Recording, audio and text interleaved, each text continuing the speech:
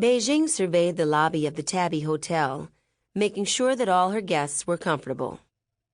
The toilet paper heiress was sitting in a comfy maroon chair with her prized teacup Yorkie cradled in her arms. The well-groomed, silky-furred dog was licking the salt off his owner's margarita glass. An older couple, who looked like ordinary travelers but were really dripping rich with old soft drink money, played a game of backgammon at a mahogany game table in the corner by the bay window.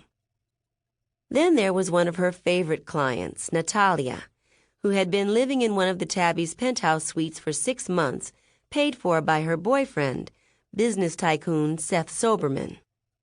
The Russian beauty was drop-dead gorgeous, with flowing blonde hair, although she had quite the wig collection as well.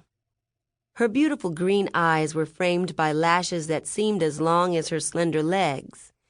She had no career, and wasn't exactly certain about what she aspired to do with her life, but the one thing she was sure of was her love for Seth. Beijing had just finished seeing to it that all the stores Natalia wanted to shop at today knew she was on the way when Beijing's eyes roved across the marble floor, through the custom-made bar, past the bellman's stand, beyond the giant fish tank to land on a man in khaki pants that were too short, a white polo shirt, and deck shoes. He tried to come off as nonchalant, but instead stuck out like a rock in a glass of water. Beijing strolled over to further inspect the man. "Hello, sir. Is there something that I can help you with?" she asked politely while checking him out. "No, just waiting for a friend," he said, shifting his leg in front of the black bag by his feet. "Would you like for me to give your friend a buzz for you to let them know you're waiting?" she offered. "No need. I don't mind waiting. I'm a patient kind of guy," he said with a dry smile.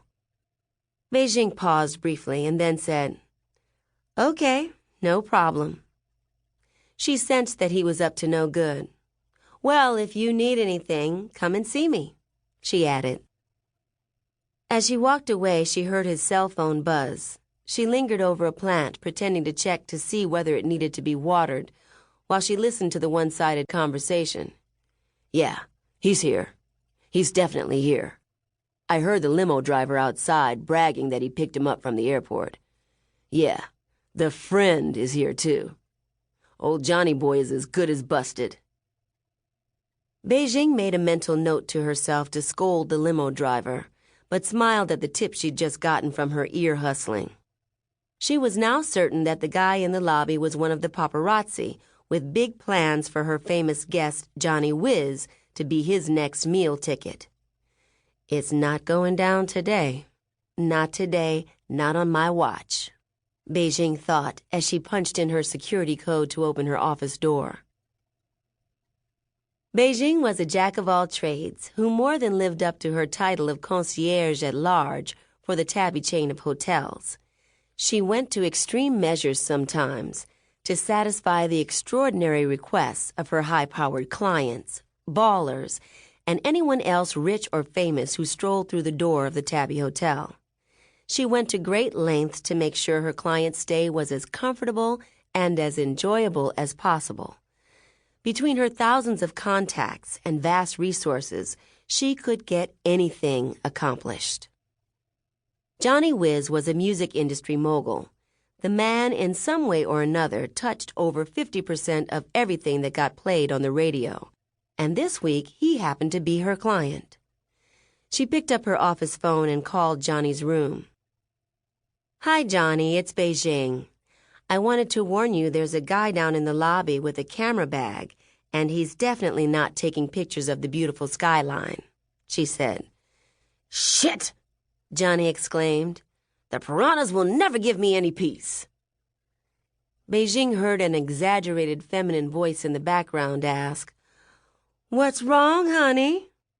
"Damn paparazzi are downstairs wanting to steal a picture of me with you," he told his friend, and then he asked Beijing, "Any suggestions on what to do?" "Don't you worry about a thing. I'm on top of it as we speak. Just don't open the door for anyone until you look through the peephole and see that it's me," she warned. Beijing knew that the feminine voice in the background didn't belong to a woman.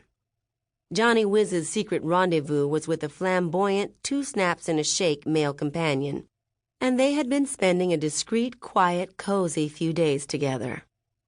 However, the paparazzi had plans to share their lurid affair with the world. Rumors about Johnny's sexuality had been floating around the industry for years, and a photo of him with his secret lover would command big bucks from the tabloids. After Beijing hung up with Johnny, she called her partner in crime.